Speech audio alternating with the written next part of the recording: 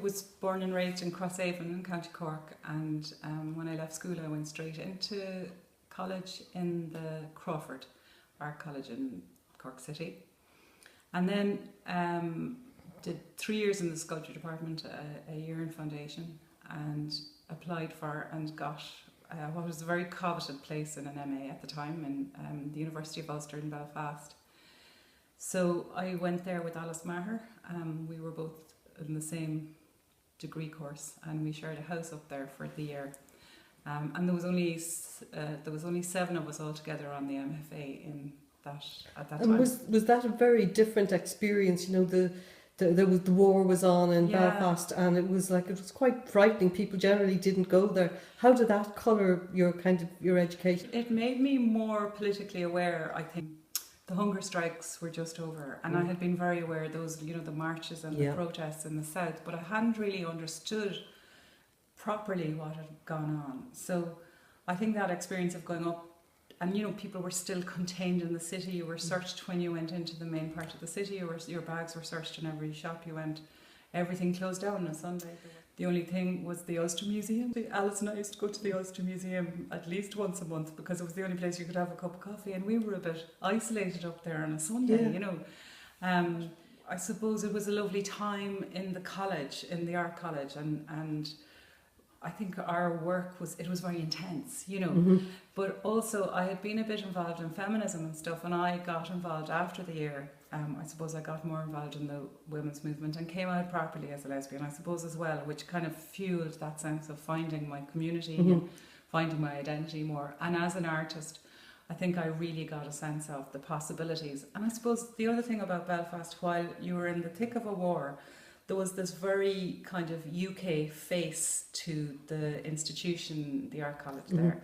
So you were much more, I think, connected to British art movement and British art, and Alistair MacLennan was our kind of core tutor. So to be around Alistair, he was so intense, he was so driven, he was so critical, but so generous, and he was like this mentor who you could never kind of come to a level with because he was international, his work was so well known.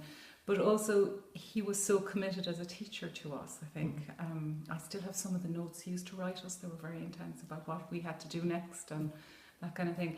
We had also people like Alistair Wilson and other artists who came in and talked to us. And Slavka Serakova was our kind of critical advisor. Yeah, she used to talk about theoretical things. But it was a lovely time, but a very intense and frightening time in terms of managing the city and what the city was like, and the conflict was very present all the time. And that sense of living, both Alice and I were in a very posh place for the first year, but then afterwards we moved to the Lower Armour Road.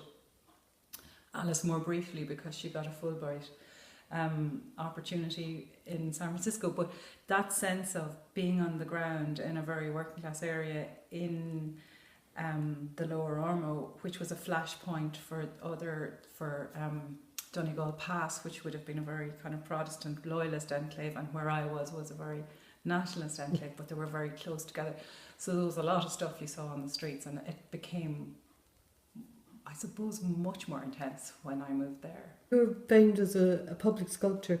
I often think that it's quite daunting to have your work on that scale and to be pitching to put your work in the public domain. It is. I mean, I think I came to that quite slowly. I think I'd been doing sculpture and found object sculpture, and had been doing these physically sort of mishmashy, very pieces that used to nearly go off because I'd use bread or wood, or things would start falling apart very quickly. So a little bit like Alice Maher's work in a way. Yeah, before Alice was very much a painter at the time, which is interesting. But so I think that whole idea of becoming a public artist was very much about things staying. And I think I had a few sort of trials. The first very big public artwork I made was the Monument to the Unknown Woman Worker, and that was banned. Why was it banned? The original brief that was given to the artists, and John Kindness had, and Lockie Morris and other people were shortlisted for the piece of work, but it was really clear they wanted kind of comic strip prostitutes, because it had been an area where there had been a red light district. It was at the back of the Crown Bar.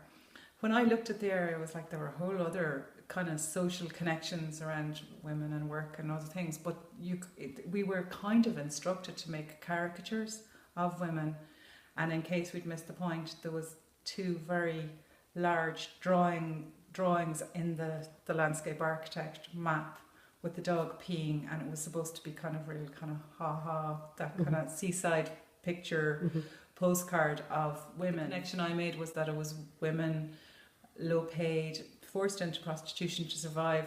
But I did want to use 2 bodies of women and use the notion that the unpaid work done by women, and the fact that women who work in the home don't receive a wage. And also, I had won the commission and I was working on it when an independent unionist councillor went in and said that the figures had breasts, although he hadn't his glasses on at the time. He was offended by them, even though he couldn't see them.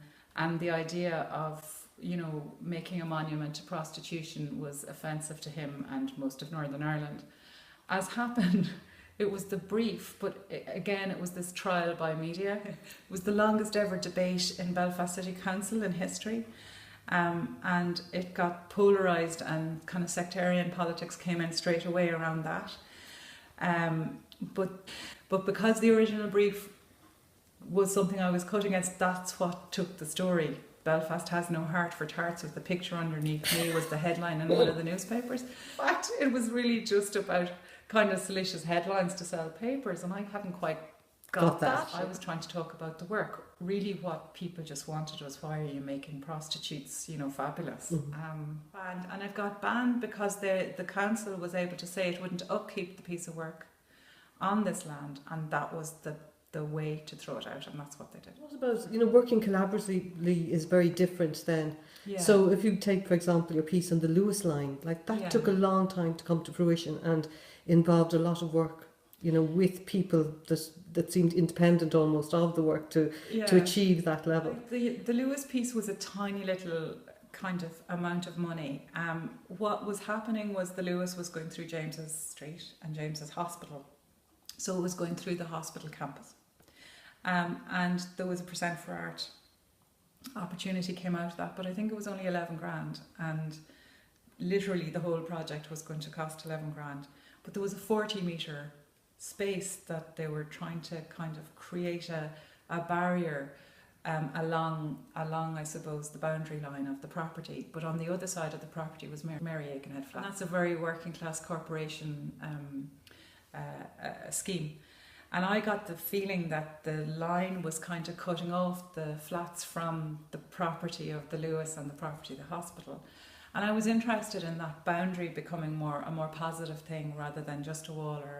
So I proposed a sort of a love seat that gave equal opportunity to both sides. And I proposed to fundraise it. I was really interested in young people getting more ownership of their area, and also the sense of the new Irish as well, and how it can get very territorial on the streets there.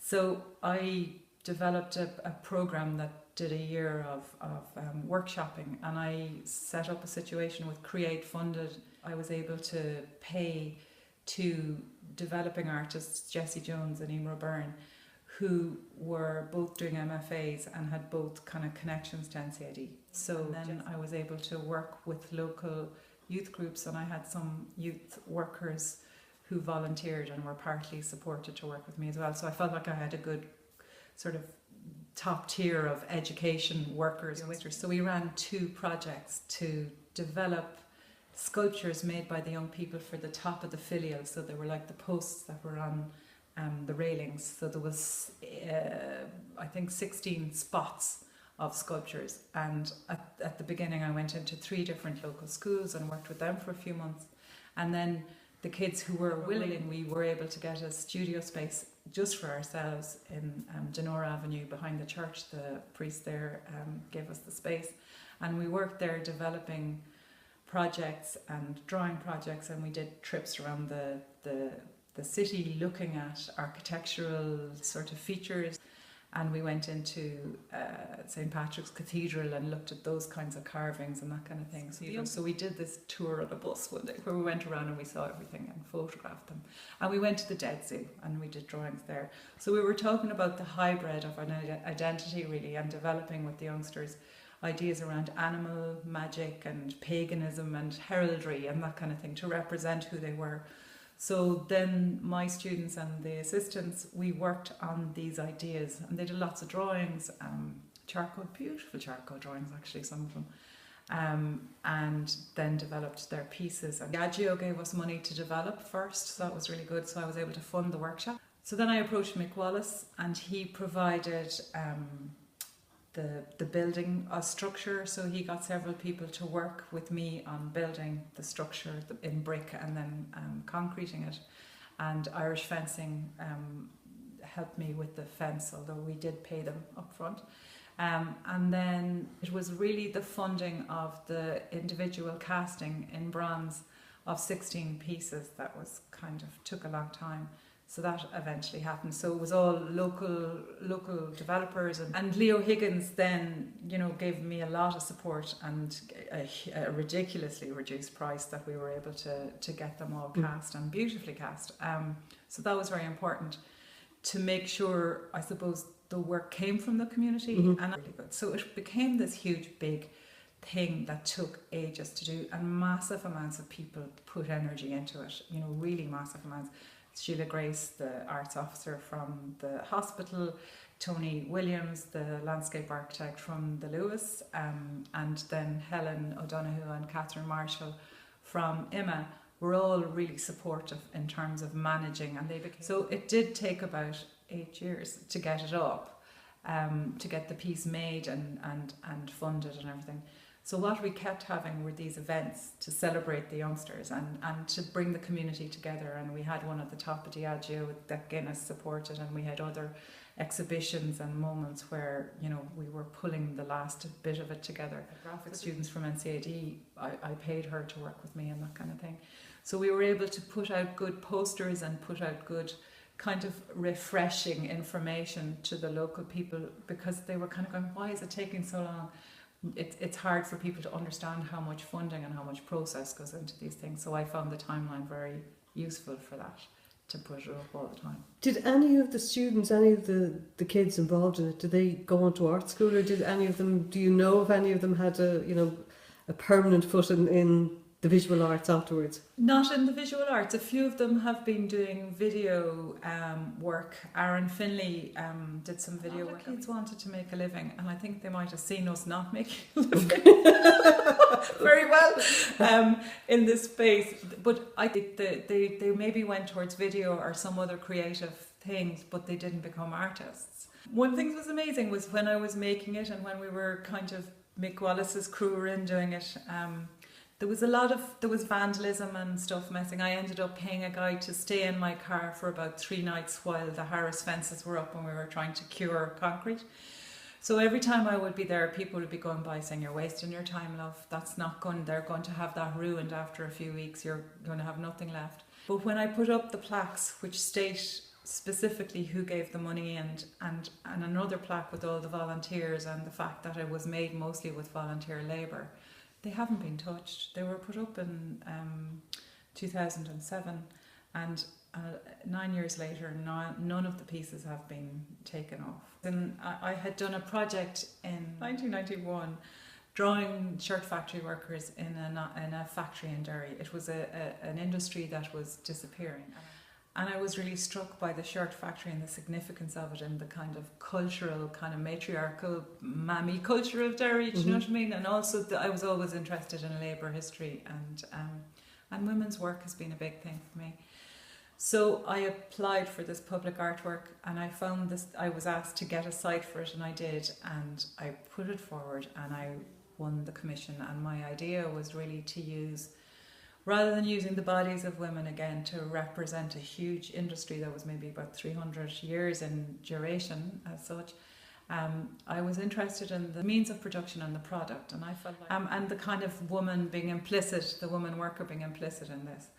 At the height of the this hill going down to the water, I had the sewing machine's kind of front plate piece, and so as if it was sewing a collar, and the shirt was going to be sculpted into the landscape down to the water. As it happened, I wasn't allowed to do that. It was the road services said that it wasn't appropriate to put what I wanted to do on the roundabout. So after a year and a half of work, it became clear that that site was done. Now, the problem was it was a site-specific sculpture, and it was very large, and the wheel was made already. Then there was a lot of protracted wrangling about it, and I was instructed to redesign it for another site entirely, and much more kind of urban and much tighter site in front of the Guildhall and the Harbour Square. There was a green space there. There has been a lot of stopping and starting and a lot of problems with that, which have gone on until now. I've been trying to extract myself in different ways from it. But there's kind of an institutional and planning set of problems around the commissioning of the work. I was instructed to make the work without planning permission, which I did, but I was uncomfortable with it, but I was pushed, there was a big push to do that. And so a lot of my responsibility has been to try and use something that spent about 50 grand to, the 50 grand was made making it. The site is still there, and there's been a lot of planning and institutional difficulty with me putting work on that site. So I've stepped back from it, but I've put a very strong proposal together that was a funded proposal, and so that's remaining, and if the city wants to take it forward they can, and it's costed and everything. I think you said you had a plan to do something else. My interviews with shirt factory workers became really interesting to me. So I had some of the interviews from before, and in 2013 I did a series of interviews, and all of the interviews have been transcribed. So I think I have 28 interviews, and they're really amazing. They're about women's work, they're about a social history of Derry, but they're also about what I think is really important about the city. And it was built on women getting out and going to work every day, and sort of living in an environment that was very female dominated. So this kind of culture and how they spanned the conflict, I think, was really interesting. Different from Shorts and Harland and Wolff in Belfast, you have a kind of a culture of women who work together, not often kind of peacefully, but mostly there was a kind of a sense of community in the same boat, and women holding that space when the conflict kind of became very intense.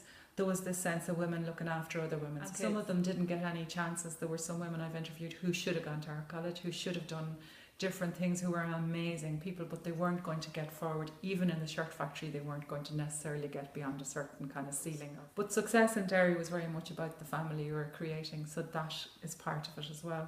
And I got approached by a crew of people up in Rathmore who have a digital hub, and they offered to kind of support me to do some work with students, and I've half done, but I have a few ideas and pieces of work that have been developed for film or experimental film / documentary about people that I've met and about their engagement and their knowledge and their expertise. You're moving away from public art, and why is that? I suppose at this stage I've just realised how much energy it takes, and maybe the way I'm doing it is a bit long-winded. And I'm beginning to have this real grow to just return to the studio and be in control of my own practice a little bit more, and that energy around kind of keeping people and keeping in contact with people and that kind of negotiation, I feel like it's time now to just pull back in. And with people, I'd quite like to just play with the old practical art of making sculpture in the studio. I think that's going to be where I want to go.